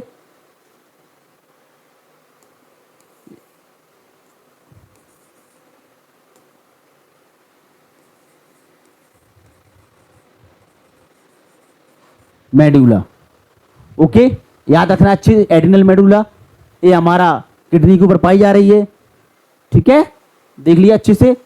अब चलिए एड्रिनल कॉर्टेक्स से निकलने वाले हार्मोन के बारे में बात करते हैं। एड्रिनल कॉर्टेक्स से जो हार्मोन निकल रहे थे ना साथियों, उनके बारे में बात कर लेते हैं। एड्रिनल कॉर्टेक्स से कौन कौन से हार्मोन निकल रहे थे, देखिए एड्रिनल कॉर्टेक्स से स्रावित होने वाले हार्मोन, एड्रिनल कॉर्टेक्स यानी बाहरी भाग था हमारा, एड्रिनल ग्लैंड का बाहरी भाग था ये, इससे कौन कौन से हार्मोन निकल रहे हैं। पहला कौन सा था हमारा, मिनरेलोकॉर्टिकॉइड्स। मिनरेलोकॉर्टिकॉइड्स को हम बोलते हैं एल्डोस्टेरोन, इसका दूसरा नाम एल्डोस्टेरोन होता है दोस्तों, एल्डोस्टेरोन, ठीक है, वेरी इंपॉर्टेंट है। इसे जीवन रक्षक हार्मोन भी कहते हैं, वेरी इंपॉर्टेंट, क्वेश्चन पूछेगा, वो क्वेश्चन पूछेगा जीवन रक्षक हार्मोन किसे कहा जाता है, आंसर एल्डोस्टेरोन को। जीवन रक्षक हार्मोन किसे कहा जाता है, एल्डोस्टेरोन हार्मोन को या मिनरेलोकॉर्टिकॉइड्स हार्मोन को, ठीक है। चलिए दूसरा लाइन, यह हार्मोन शरीर में जल तथा NaCl की मात्रा को संतुलित बनाए रखता है। दोनों पॉइंट इंपोर्टेंट है, वेरी वेरी इंपोर्टेंट है, वेरी वेरी इंपोर्टेंट है। एल्डोस्टेरोन का काम क्या होता है, एल्डोस्टेरोन का काम क्या होता है साथियों, ये जीवन रक्षक हार्मोन होता है एल्डोस्टेरोन। एल्डोस्टेरोन क्या होता है, जीवन रक्षक हार्मोन होता है। और दूसरा पॉइंट है हार्मोन शरीर में, ये हमारे शरीर के अंदर हार्मोन क्या करेगा, जल को और NaCl को यानी लवण की मात्रा को संतुलित बना के करके बनाए रखता है, यानी बैलेंस बना के चलता है, बैलेंस बना के रखता है हमारे शरीर के अंदर वाटर का और लवण का यानी NaCl का। ओके, समझ में आया, इसलिए इसको बोलते हैं मिनरेलोकॉर्टिकॉइड, मिनरेलोकॉर्टिकॉइड्स, ठीक है। दूसरा नाम है एल्डोस्टेरोन। ओके, चलो दूसरा पॉइंट, ग्लूकोकॉर्टिकॉइड्स। ग्लूकोकॉर्टिकॉइड्स, ग्लूकोकॉर्टिकॉइड्स क्या होता है, ग्लूकोकॉर्टिकॉइड्स यह कार्बोहाइड्रेट प्रोटीन एवं वसा के उपापचय को नियंत्रित करता है, यानी कार्बोहाइड्रेट प्रोटीन वसा के जो उपापचय होते हैं, उनकी क्रियाएं होती हैं, उन सभी को नियंत्रित करता है हमारा ग्लूकोकॉर्टिकॉइड्स। ग्लूकोकॉर्टिकॉइड्स जो होगा वो कार्बोहाइड्रेट प्रोटीन एवं वसा हमारे शरीर के अंदर उनकी उपापचय क्रियाओं को नियंत्रित करता है ग्लूकोकॉर्टिकॉइड्स। यह नॉन कार्बोहाइड्रेट को कार्बोहाइड्रेट में परिवर्तित करता है। इसका और काम क्या होता है ग्लूकोकॉर्टिकॉइड्स का, ये नॉन कार्बोहाइड्रेट को कार्बोहाइड्रेट में परिवर्तित करता है, ठीक है। इसलिए हम इसको बोलते हैं ग्लूकोकॉर्टिकॉइड्स। Glucocorticoids, glucocorticoids. आई बात समझ में? ठीक है। यह कार्बोहाइड्रेट, प्रोटीन, वसा और उपापचय को नियंत्रित करता है। यह नॉन कार्बोहाइड्रेट को कार्बोहाइड्रेट में परिवर्तित करता है। ठीक है साथियों। तीसरा, लिंग हार्मोन। लिंग हार्मोन क्या होता है? यह सेकेंडरी सेक्सुअल लक्षण पर नियंत्रण करता है। बाह्य जननांगों के विकास में सहायक होता है।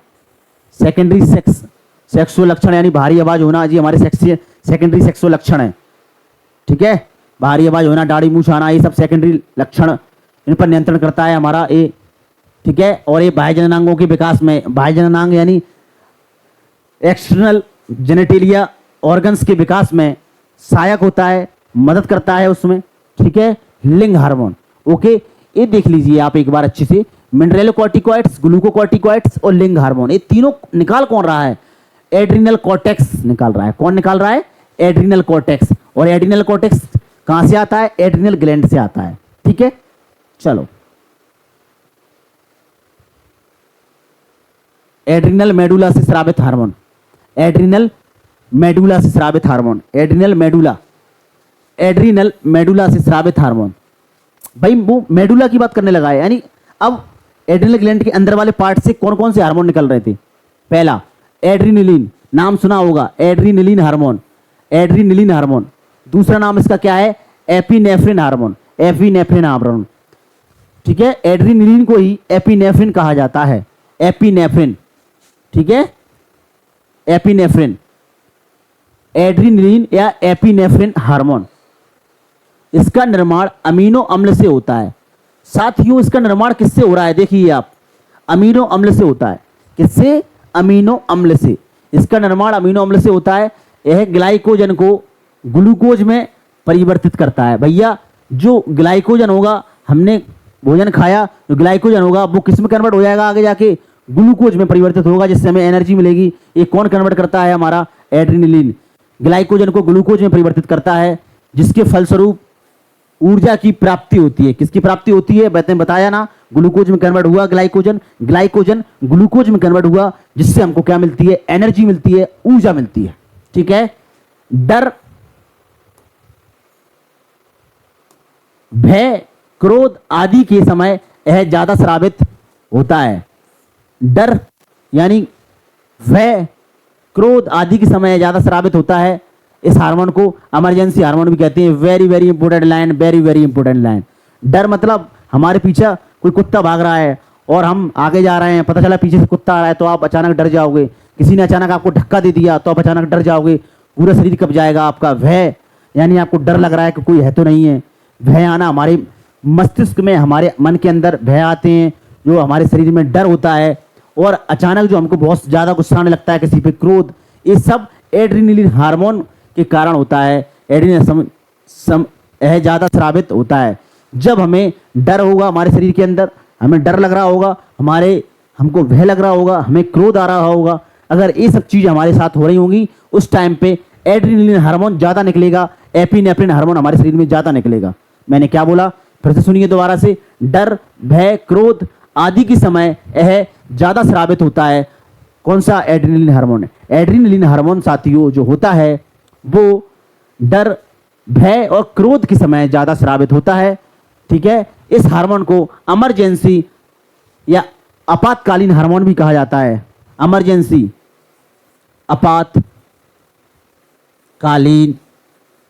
आपातकालीन हार्मोन, आपातकालीन हार्मोन भी कहा जाता है। आपातकालीन हार्मोन भी कहा जाता है किसको? एड्रीनलिन को या एपिनेफ्रिन को। साथियों, वेरी इंपॉर्टेंट लाइन बता रहा हूं मैं। जिसने ये वीडियो नहीं देखा, ये थ्योरी नहीं की, तो उससे एमसीक्यू नहीं बनेंगे। लेकिन जिसने ये वीडियो देख के पूरी थ्योरी कंप्लीट कर ली, किसी के भी आप एमसीक्यू लगाएं, किसी भी पेपर, किसी भी बुक के लगाएं, आपसे जरूर बनेंगे। इमरजेंसी हार्मोन कौन है? एड्रिनल हार्मोन है। डर, भय, क्रोध के समय कौन निकलता है? एड्रिनल हार्मोन या एपिनेफ्रिन हार्मोन। ऐसे क्वेश्चन आते हैं। डर, भय, क्रोध के समय कौन सा हार्मोन निकलता है? आंसर हमारा एड्रिनलिन या एपिनेफ्रिन। आपातकालीन या इमरजेंसी हार्मोन कौन है? एड्रिनलिन या एपिनेफ्रिन। ठीक है, आगे देखिए। इस हार्मोन को लड़ो एवं उड़ो, फाइट एंड फ्लाइट हार्मोन भी कहा जाता है। देखिए, लड़ो एंड उड़ो यानी इस हार्मोन में आपने देखा होगा, जब हमें डर लगता है तो हम भागते हैं, लड़ते हैं तो इस हार्मोन को लड़ो एंड उड़ो हार्मोन भी कहा जाता है। फाइट एंड फ्लाइट, ये वेरी इंपॉर्टेंट लाइन है, याद रखना। फाइट एंड फ्लाइट हार्मोन किसे कहते हैं? क्वेश्चन आएगा, फाइट एंड फ्लाइट हार्मोन किसे कहा जाता है? फाइट एंड फ्लाइट हार्मोन किसे कहा जाता है? ऑप्शन में होगा हमारा एड्रीनलिन, एड्रीनलिन या एपिनेफ्रिन। एड्रीनलिन, एड्रीनलिन हार्मोन, ठीक है, okay. Adrenaline hormone, adrenaline hormone.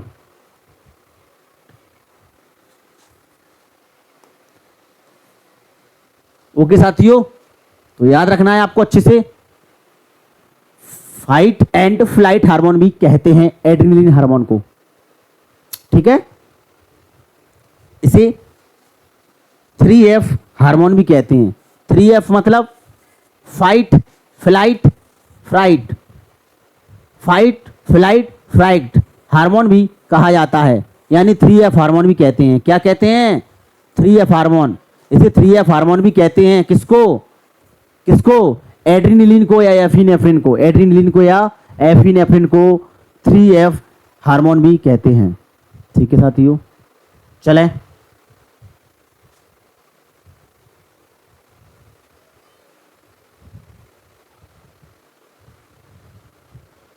ये देखिए, नॉन एड्रीनलिन, नॉन एड्रीनलिन दूसरे नंबर पे हमारा कौन सा था? नॉन एड्रीनलिन यानी non epinephrine hormone. Non adrenaline या नॉन एपिनेफ्रिन हार्मोन, देखिए, यह ब्लड वेसल्स को संकुचित करता है, ब्लड वेसल्स को संकुचित करता है, जिसके फलस्वरूप रक्त दबाव बढ़ता है, यानी बीपी क्या होगा हमारा? बढ़ेगा, रक्त दाब बढ़ेगा, ठीक है। यह समान रक्त परिसंचरण को नियंत्रित करता है। रक्त दाब बढ़ता है, ब्लड प्रेशर बढ़ता है, यह समान रक्त परिसंचरण को नियंत्रित करता है। समान रक्त परिसंचरण को नियंत्रित करता है। यह ब्लड वेसल्स को संकुचित करता है। नॉन एपिनेफ्रिन या नॉन एड्रीनलिन, नॉन एपिनेफ्रिन या नॉन एड्रीनलिन क्या होता है? जिसके फलस्वरूप रक्त दबाव बढ़ता है, समान रक्त परिसंचरण को भी नियंत्रित करता है। कौन? नॉन एपिनेफ्रिन या नॉन एड्रीनलिन हार्मोन, ठीक है। अब आगे बात करते हैं, अच्छे से देख लेना। यह ब्लड वेसल्स को संतुलित करता है, संकुचित करता है, सॉरी, जिसके फलस्वरूप रक्तदाब बढ़ता है यानी बीपी बढ़ता है, और यह समान रक्त परिसंचरण को भी नियंत्रित करता है। नॉन एड्रीनलिन या नॉन एपिनेफ्रिन। अब एड्रीनल ग्लैंड के डिसऑर्डर यानी बीमारी, एड्रीनल ग्लैंड के डिसऑर्डर, डिसऑर्डर क्या है? एडीज disease, Addison disease.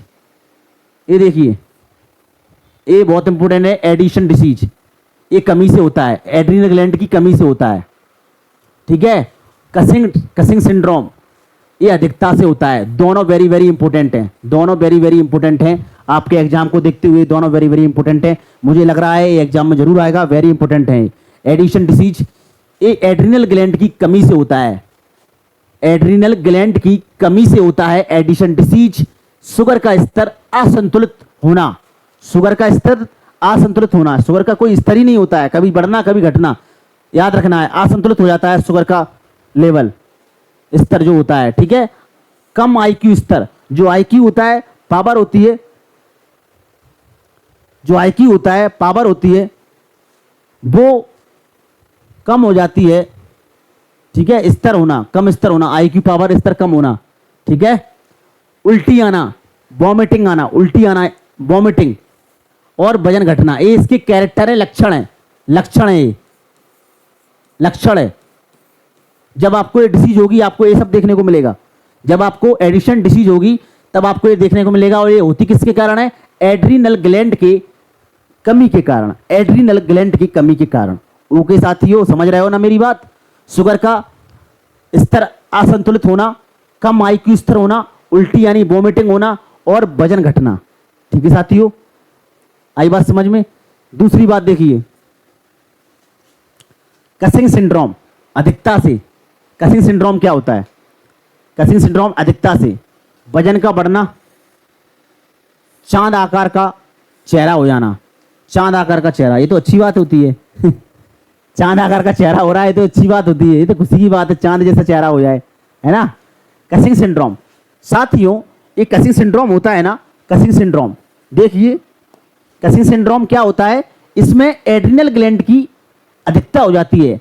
Adrenal gland की क्या हो जाती है, अधिकता हो जाती है। कसिंग सिंड्रोम में एड्रिनल ग्लैंड की अधिकता हो जाती है, जिसके कारण क्या हो जाता है, वजन बढ़ने लगता है, हमारा वेट बढ़ने लगता है, वेट बढ़ने लगता है और चेहरे का आकार चांद जैसा हो जाता है, जो कि बहुत खुशी की बात है। ठीक है ना, समझ रहे हो ना। ये एड्रिनल ग्लैंड के डिसऑर्डर हैं। क्या कहा मैंने, एड्रिनल ग्लैंड के डिसऑर्डर हैं ये। ओके साथियों, एड्रिनल ग्लैंड के डिसऑर्डर हैं। एड्रिनल ग्लैंड की कमी से एडिशन डिसीज होती है। वेरी इंपॉर्टेंट है, क्वेश्चन आया है और आएगा, बड़े बड़े एग्जामों में आया है, रेलवे एसएससी में आया है, वर्ग 3 चयन परीक्षा में भी आएगा, याद रखना है इसको। इसमें शुगर स्तर असंतुलित हो जाती है, कोई स्तर ही नहीं होता, असंतुलित हो जाती है शुगर का स्तर।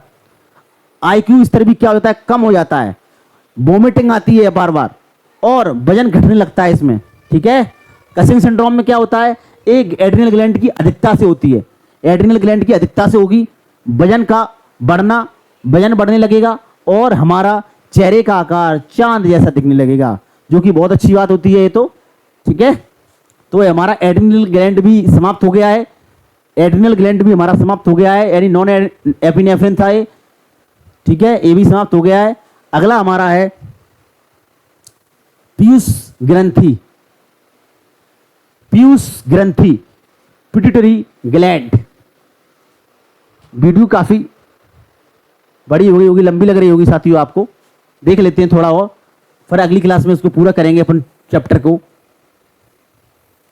ठीक है, ओके साथियों। पिट्यूटरी ग्लैंड, देखिए पिट्यूटरी ग्लैंड यानी पीयूष ग्रंथि, ये हमारा ब्रेन है, मैंने आपको बताया था, ये हमारा ब्रेन है, ये हमारा पिट्यूटरी ग्लैंड है, देखिए अच्छे से। ठीक है, ये हमारा ब्रेन है, ये पिट्यूटरी ग्लैंड निकाल दी हमने बाहर, ये निकाल ली है। ये देखिए ये सॉकेट है ना, इस सॉकेट में रखी हुई है, इस सॉकेट में, इस सॉकेट आपको दिख रहा है, अच्छे से देखना, पहले देख लीजिए अच्छे से, एक बार अच्छे से देख लीजिए। इस सॉकेट आपको दिख रहा है, इस सॉकेट के अंदर हमारी पिट्यूटरी ग्लैंड रखी हुई है, यानी पीयूष ग्रंथि। क्या साथियों, पीयूष ग्रंथि। ठीक है, पीयूष ग्रंथि। ओके साथियों, पीयूष ग्रंथि। स्फीनोइड होता है, इसका आकार जो होता है स्फीनोइड जैसा होता है और ये इस सॉकेट में रखी हुई होती है। ओके, कौन, पिट्यूटरी ग्लैंड। ठीक है साथियों, ये ध्यान रखना है। ये हमारा स्पाइनल कॉर्ड होता है, ये हमारा स्पाइनल कॉर्ड है, ये हमारा क्या है साथियों, स्पाइनल कॉर्ड है, यानी हमारे पीछे का हिस्सा जो पीछे से जाती है यहां तक स्पाइनल कॉर्ड होता है, हमारा पीछे का हिस्सा स्पाइनल कॉर्ड है। ये हमारा स्पाइनल कॉर्ड होता है, क्या होता है, स्पाइनल कॉर्ड। ठीक है, ये हमने पिट्यूटरी ग्लैंड बाहर निकाल ली थी, ये देखिए सॉकेट में रखी हुई है, इसको पिट्यूटरी ग्लैंड बोलते हैं। स्फीनोइड सेंस होता है हमारा, एक कैविटी होती है जिसे हम स्फीनोइड बोलते हैं, इस कैविटी को हम क्या बोलते हैं, स्फीनोइड सेंस। ठीक है साथियों, समझ में आया, देख लीजिए अच्छे से। ठीक है, ये स्पाइनल कॉर्ड है, यह कपाल की स्फेनोइड हड्डी के एक गड्ढे में स्थित होता है। मैंने बोला था ना आपको, कपाल यानी खोपड़ी, ये खोपड़ी दिख रहा है, ब्रेन। ये कपाल की स्फेनोइड हड्डी के एक गड्ढे में स्थित होता है।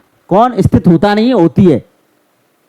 यह कपाल की स्फेनोइड हड्डी के एक गड्ढे में स्थित होती है।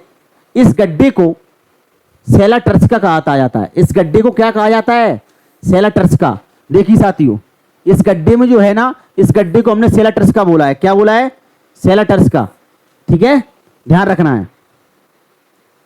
ठीक है, याद रखना अच्छे से। कपाल की स्फेनोइड हड्डी के एक गड्ढे में स्थित होता है, जो पीयूष ग्रंथि होती है। कपाल की स्फेनोइड की एक गड्ढे में स्थित होती है। इस गड्ढे को साथियों सेला टर्सिका कहते हैं। इस गड्ढे को सेला टर्सिका कहा जाता है। जिस गड्ढे के अंदर वो होती है, जिस सॉकेट के अंदर वो रखी हुई है पीयूष ग्रंथि, उसको हम सेला टर्सिका कहते हैं। ठीक है, यह मस्तिष्क के डायसेफ्लॉन, मस्तिष्क के, किसके, मस्तिष्क के, ब्रेन के डायसेफ्लॉन से जुड़ा होता है। साथियों देखो क्या बोला उसने, जो सेला टर्सिका होता है या मस्तिष्क के डायसेफ्लॉन से जुड़ा होता है, ब्रेन के डायसेफ्लॉन से जुड़ा होता है। जिसे हम डायसेफ्लॉन क्या होता है, हाइपोथैलेमस की छत होती है, ये छत होती है ना हाइपोथैलेमस के ऊपर वाला हिस्से को डायसेफ्लॉन कहते हैं अपन, ठीक है। जो सेलेटर्स का जो होता है वो मस्तिष्क के डायसेफ्लॉन से जुड़ा होता है, इसे मास्टर ग्रंथि भी कहते हैं। पीयूष ग्रंथि को, पिट्यूटरी ग्रंथि को हम, या पिट्यूटरी ग्लैंड को हम मास्टर ग्रंथि भी कहते हैं। ये 3 पालियों में बटा होता है। भैया सुनिए ध्यान से, मास्टर ग्रंथि यानी पीयूष ग्रंथि, मास्टर ग्लैंड किसे बोलेंगे, क्वेश्चन आता है। अब बहुत जीरो क्वेश्चन हो गया है, अब कोई खास पूछता नहीं है, पर फिर भी याद होना चाहिए हमको कि पीयूष ग्रंथि को मास्टर ग्लैंड कहते हैं। मास्टर ऑफ मास्टर ग्लैंड हमारा हाइपोथैलेमस होता है, मास्टर ऑफ मास्टर ग्लैंड हमारा हाइपोथैलेमस होता है, ठीक है। तो साथियों 3 पालियों में बटा होता है पीयूष ग्रंथि यानी मास्टर ग्रंथि। पीयूष ग्रंथि 3 पालियों में बटा होता है। पीयूष ग्रंथि देखिए, पीयूष ग्रंथि को हम पिट्यूटरी ग्लैंड बोलते हैं, पिट्यूटरी ग्लैंड। ये 3 पालियों में बटा होता है साथियों, देखिए ये 3 भागों में बटा होता है पिट्यूटरी ग्लैंड या पीयूष ग्रंथि, इसको हम मास्टर ग्रंथि भी कहते हैं, ठीक है। पिट्यूटरी ग्लैंड 3 भागों में बटा होता है। पहला अग्रपाली यानी आगे वाला अग्रपाली, एंटीरियर लोब, एंटीरियर लोब। दूसरा मध्यपाली यानी बीच वाला हिस्सा, मिडिल लोब। और लास्ट वाला पश्चपाली यानी पोस्टीरियर लोब। मैंने क्या बोला, पीयूष ग्रंथि 3 भागों में बटी होती है, 3 पालियों में बटा होता है पीयूष ग्रंथि।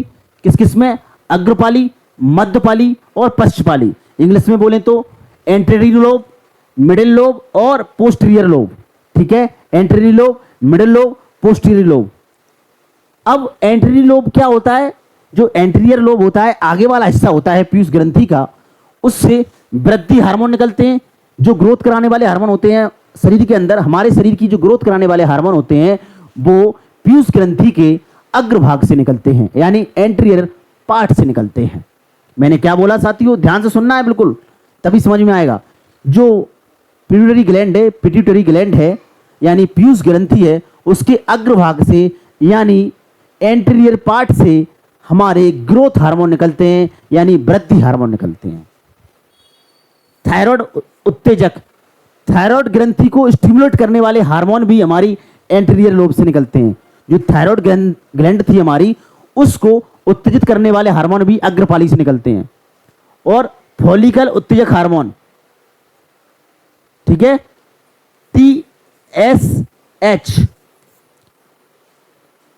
Follicle stimulating hormone, FSH, sorry, follicle stimulating hormone FSH और प्रोलैक्टिन हार्मोन, ये हमारे एंटीरियर लोब से निकलते हैं। फॉलिकल यानी FSH, follicle stimulating hormone, FSH, prolactin hormone, thyroid उत्तेजक हार्मोन यानी TSH हार्मोन, और वृद्धि हार्मोन GH, TSH, FSH और PRL, प्रोलैक्टिन हार्मोन, ठीक है साथियों। याद रखना है, याद रखना है अच्छे से। प्रोलैक्टिन हार्मोन, ये GH यानी growth hormone, TSH follicle, FSH hormone, ये सभी एंटीरियर लोब से निकलते हैं, हमारे मध्यपाली से निकलते हैं। यानी हमारे मिडिल लोब से कौन कौन निकलेंगे, हमारे पीयूष ग्रंथि के मिडिल लोब से कौन सा हार्मोन निकलता है, मेलानोसाइट्स और उत्तेजक हार्मोन। 2 हार्मोन निकलते हैं, मेलानोसाइट्स, उत्तेजक हार्मोन। सॉरी, मेलानोसाइट एक हार्मोन निकलता है, मेलानोसाइट्स उत्तेजक हार्मोन, एक ही हार्मोन है, मेलानोसाइट उत्तेजक हार्मोन, ठीक है, मिडिल लोब से। आगे देखते हैं अपन पश्चपाली यानी पोस्टीरियर लोब से, पिछले वाले हिस्से से, पिट्यूटरी ग्लैंड के, पीयूष ग्रंथि के पिछले वाले हिस्से से, यानी पीछे वाले हिस्से से, बेस्टो अपना पोस्टीरियर लोब से वैसोप्रेसिन हार्मोन और ऑक्सीटोसिन हार्मोन, वैसोप्रेसिन हार्मोन और ऑक्सीटोसिन हार्मोन। साथियों हमारे पश्चपाली से यानी पोस्टीरियर लोब से वैसोप्रेसिन हार्मोन, वैसोप्रेसिन हार्मोन और ऑक्सीटोसिन हार्मोन निकलते हैं। याद रखना है, पोस्टीरियर लोब से और मिडिल लोब से निकलते हैं मेलानोसाइट्स उत्तेजक हार्मोन, मेलानोसाइट्स उत्तेजक हार्मोन, और अग्रपाली यानी एंटीरियर लोब से निकलते हैं हमारे वृद्धि हार्मोन, थायराइड उत्तेजक हार्मोन और फॉलिकल उत्तेजक हार्मोन और प्रोलैक्टिन हार्मोन यानी GH, FSH, TSH और PRL यानी प्रोलैक्टिन हार्मोन, ठीक है। एंटीरियर लोब, पिट्यूटरी ग्लैंड के 3 भाग होते हैं, एंटीरियर लोब, फिर सुनो, मिडिल लोब और पोस्टीरियर लोब। साथियों एंटीरियर लोब, मिडिल लोब, ध्यान से देखना अच्छे से, मिडिल लोब और ये कौन सा है हमारा पोस्टीरियर लोब। 3 पार्ट होते हैं, ठीक है। आई बात समझ में, ठीक है साथियों। पिट्यूटरी ग्लैंड हमारी 3 पार्ट बने होते हैं। अब तीनों पार्ट को हम क्रम से देखेंगे, तीनों पार्ट को हम क्रम से देखेंगे। अब हमारा anterior lobe, middle lobe, posterior lobe, ये तीनों हमारे पिट्यूटरी ग्लैंड में आते हैं, पीयूष ग्रंथि में आते हैं। हम एंटेरियर लोब से देखेंगे, जो कि हम आपको कल की क्लास में पूरा हार्मोन आपका कंप्लीट हो जाएगा। आज आपकी जो क्लास हमारी पीयूष ग्रंथि यानी पिट्यूटरी ग्लैंड के 3 पार्ट तक कंप्लीट हो चुकी है। आगे का हिस्सा पार्ट 2 आपको कल मिलेगा, जिसमें आपको पूरा कंप्लीट थ्योरी कवर की जाएगी, पूरी कंप्लीट हार्मोन आपका एंडोक्राइन सिस्टम खत्म हो जाएगा। और उसके बाद फिर हम एमसीक्यू करेंगे हार्मोन्स यानी एंडोक्राइन सिस्टम के, जो एसएससी, रेलवे, व्यापम और टीचिंग एग्जाम में पूछे गए हैं। तो साथियों पहले पूरी थ्योरी कंप्लीट करें, पहले अपने जेब के अंदर पैसा रखें, तभी आप खर्च कर पाओगे। यानी पूरे थ्योरी कवर करें अच्छे से, जबरदस्त तरीके से, तभी आप एमसीक्यू को हल कर पाओगे, सॉल्व कर पाओगे। याद रखना है, अन्यथा आप नहीं कर सकते हो। अच्छे से समझना है, आज की सारी थ्योरी को अच्छे से पढ़ना है, याद रखना है, सब कुछ एक बार अच्छे से देख लेना है आपको, अच्छे से सभी थ्योरी को अच्छे से पढ़ना है। हमारी पीयूष ग्रंथि हमने आपको, अब हम एंटीरियर पिट्यूटरी ग्लैंड जो हमारी एंटीरियर लोब है ये हम कल देखेंगे। फिर उसके बाद हम मिडिल लोब, पूरी पिट्यूटरी ग्लैंड को हम आगे को कंटिन्यू करेंगे कल। तो साथियों आज के लिए मैं यहीं अपनी क्लास को विराम देता हूं और उम्मीद करता हूं अपने उन साथियों से जो मेहनत कर रहे हैं वर्ग 3 चयन परीक्षा के लिए, रेलवे के लिए एंड अदर एग्जाम्स जिसमें साइंस पूछी जानी है।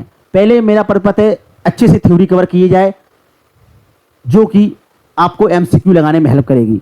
ये थ्योरी सभी एनसीईआरटी से ली गई है और आपको समझाने के लिए एक एक लाइन मैंने आपको समझाई है। आप अच्छे से पढ़ें, समझें और याद करें और चीज़ों को याद रखें। कौन सा हार्मोन कब निकल रहा है, कौन किसकी अधिकता से क्या हो रहा है, किसकी कमी से क्या हो रहा है। ओके साथियों, मिलता हूं मैं जल्दी आपको कल नई वीडियो के साथ। आज के लिए धन्यवाद, बेस्ट ऑफ लक। लगातार पढ़ाई करते रहें और हमारे चैनल एग्जाम क्रैक इंस्टीट्यूट को ज़्यादा से ज़्यादा सब्सक्राइब करें, ज़्यादा से ज़्यादा शेयर करें। धन्यवाद।